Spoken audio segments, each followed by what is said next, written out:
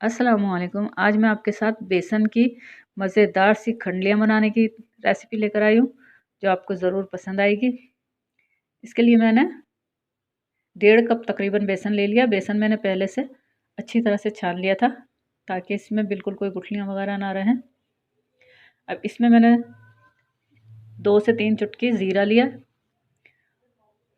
वो इसमें डाल दिया। हाफ़ टी स्पून नमक डाला है मैंने, और ये 1 टीस्पून है लाल मिर्च पाउडर। आप नमक और मिर्च अपनी टेस्ट के मुताबिक कम या ज़्यादा कर सकते हैं। हाफ़ टी स्पून मैंने इसमें हल्दी पाउडर शामिल किया है, और ये लहसुन अदरक का पेस्ट है, जो तकरीबन 2 बड़े स्पून खाना खाने वाले जो होते हैं वो मैंने भरकर इसमें डालें। और ये मैं फ्रेश दही है मेरे पास, जो मैंने 3 बड़े चम्मच इसमें खाना खाने वाले जो 3 बड़े चम्मच होते हैं वो फुल भर के डालें। और ये मैंने थोड़ा सा इसमें कटा हुआ हरा धनिया शामिल किया है, और बस सिर्फ मैंने 2 बारीक हरी मिर्ची काटी थी वो इसमें डाल रही हूँ। और ये डोंगा, जिसको समझ लें आप खाना बनाने वाला जो चमचा होता है ना खाना पकाने वाला, वो एक आप ऑयल का भर लें। मेरे पास ये डोंगा, मैंने ये एक भर के ऑयल डाला है। तो इसके साथ ही मैं 1 कप मैंने पानी लिया, और जिसको मैंने आहिस्ता आहिस्ता इसमें मिक्स करना शुरू किया। और साथ ही मैंने इस बेसन को अच्छी तरह से फेंटना भी शुरू कर दिया, ताकि इसमें कोई लम्स वगैरह बाकी ना रह जाए।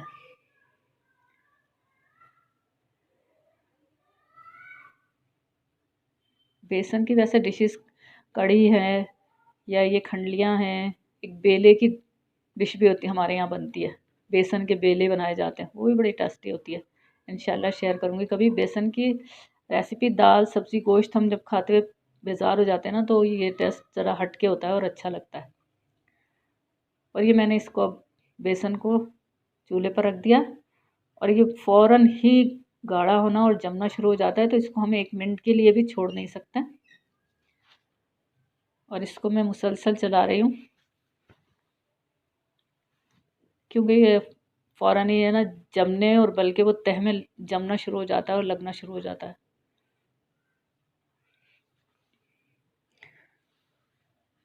तो मुझे 3 से 4 मिनट हो गए इसको चलाते हुए, और ये अब देखें ये इतना थिक हो गया। और ये इस स्टेज पर आकर अब मैं इसे जमाने के लिए निकालने वाली हूँ।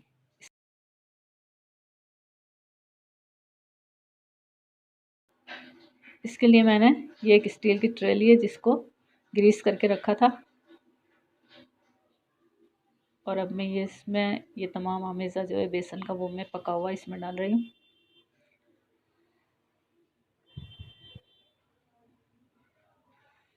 ये इंडिया के शहर, ये राजस्थान की बहुत ख़ास डिश है, बहुत बनाई जाती है। इसको मैंने इसमें ट्रे में अच्छी तरह से फैला लिया। ये बहुत जल्दी जमने लगती है, और इसका जमना बहुत ही आसान है, आराम से ये तैयार हो जाती है। ये मैंने कफ़ीर पे थोड़ा थोड़ा ऑयल लगा लगा कर इसको बैलेंस करना शुरू किया। मैंने ये एक छोटी प्याज थी, जिसको ऑयल में फ्राई कर लिया था, और वो थोड़ी ज़रा डार्क हो गई थी। और 2 छोटे टमाटर काट के डाले थे, लेकिन वो क्लिप मिस हो गया। बस इसमें और कुछ नहीं है। अभी इसके बाद मैं इसमें लहसुन अदरक का पेस्ट शामिल कर रही हूँ, और इसके साथ ये मैंने दही है, ये 4-5 चम्मच था बस, ये मैंने इसमें दही शामिल किया। और ये हाफ़ टी स्पून नमक है, क्योंकि खंडलियों में वहाँ भी नमक डला हुआ है। और ये हाफ़ टी स्पून हल्दी पाउडर है, और ये 1 टीस्पून मैंने लाल मिर्च पाउडर शामिल किया है। और ये धनिया पाउडर है, जो मैंने 2 टीस्पून शामिल किया है इसमें। बस ये सिर्फ 4 बेसिक मसाले हैं, जो आमतौर पे नमक, मिर्च, धनिया, हल्दी, ये तो हमारे तकरीबन हर खाने में शामिल ही होते हैं।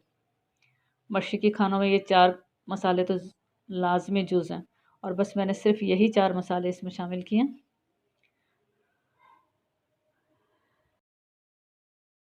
अब मैं इसे थोड़ा सा कवर करके रख दूँगी। जब तक मसाला तैयार होता है, हम ये इसकी खंडलियाँ की कटिंग कर लेते हैं।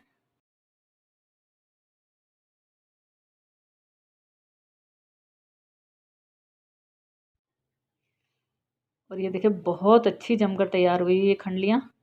देखें कितनी अच्छी जमी हुई है, बिल्कुल भी ख़राब नहीं हुई है ये बहुत अच्छी खंडलियाँ जमकर तैयार हो गई। अब यहाँ पर मसाले से ऑयल सेपरेट हो चुका था और ये अच्छी तरह से मैंने भून लिया था। तो अब मैं इसमें पानी डाल रही हूँ। मैंने इसमें डेढ़ कप पानी का शामिल किया और इस शोरबे को मैंने 2 से 3 मिनट पकने के लिए रख दिया था। 2-3 मिनट इस पानी को पकाकर अब मैं इसमें खंडलियाँ शामिल कर रही हूँ।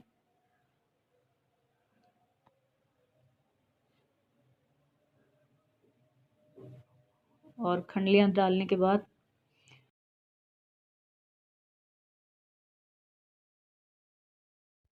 और अब ये मैंने कसूर की मेथी ली है थोड़ी सी और इसको हाथ हथेली से मसल कर मैं इसमें शामिल कर रही हूँ। कसूर की मेथी की बहुत अच्छी खुशबू इसमें आती है और ये सालन में बहुत ज़रूरी है। और ये देखें अब माशाल्लाह से ये सालन तैयार हो गया है। खंडलियाँ शोरबे में ज़रा अच्छी तरह से पक जाए इसके लिए मैंने इसे 2 मिनट के लिए कवर कर दिया और ये अब शोरबा अच्छी तरह से पक चुका है। मैंने इसमें 3 हरी मिर्चें ली हैं जिसको मैं कट लगाकर इसमें डाल रही हूँ। वैसे बस ये मैंने डाल दी हरी मिर्चें, वैसे मर्ज़ी है आपकी, अगर आप इसको स्किप करना चाहें तो छोड़ भी सकती हैं। और ये कटा हुआ हरा धनिया है जो मैंने डाल दिया है। चूल्हे को मैंने कर दिया बंद और ये मज़ेदार और टेस्टी खंडलियाँ हमारी हो गई हैं रेडी। अगर आपको मेरी ये रेसिपी पसंद आई है तो लाइक ज़रूर कीजिएगा और मुझे यकीन है कि ज़रूर पसंद आई होगी। इसके साथ ही मेरे चैनल को सब्सक्राइब करना ना भूलें। अल्लाह हाफिज़।